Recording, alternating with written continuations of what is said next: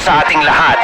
Narito ang update sa lagay ng panahon ngayon, Martes, June 18, 2024. Patuloy na magdadala ng maulap na kalangitan at banta ng mga pag-ulan ang southwest monsoon sa bansa, lalo na sa western sections ng Luzon at Visayas. Posible naman ang mga localized thunderstorms sa iba pang bahagi ng bansa ngayong hapon at gabi.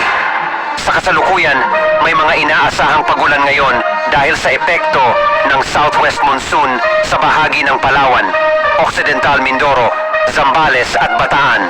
Magiging maulap hanggang sa may kalat-kalat na pagulan naman sa bahagi ng Metro Manila, Zamboanga Peninsula, Western Visayas, natitirang bahagi ng Mimaropa, Cavite, Laguna at Batangas. Samantala, isang cloud cluster naman ang nabuo sa silangan ng bansa at ayon sa mga weather models, posibleng maging low pressure area ito sa mga susunod na araw at magdadala ng mga pag-ulan sa ilang bahagi ng ating kapuluan sa susunod na 3 hanggang 5 araw.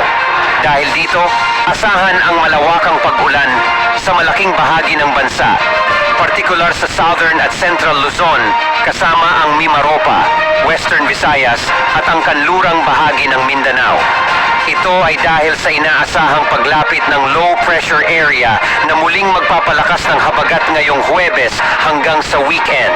Dahil dito, mataas muli ang banta ng pagbaha at pagguho ng lupa, lalo na sa mga mababa at bulubunduking lugar.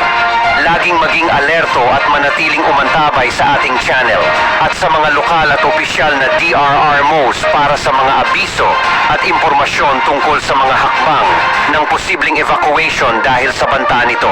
Para sa lagay ng panahon ngayong hapon, may mga inaasahang pag-ulan dulot ng mga localized thunderstorms sa bahagi ng Ilocos Region, Cordillera Region, Central Luzon, ilang bahagi ng Bicol Region, ilang bahagi ng Central Visayas, Eastern Visayas, Caraga at Bukidnon. Posible rin ang ulan sa may Davao Region at Soc-Sargen.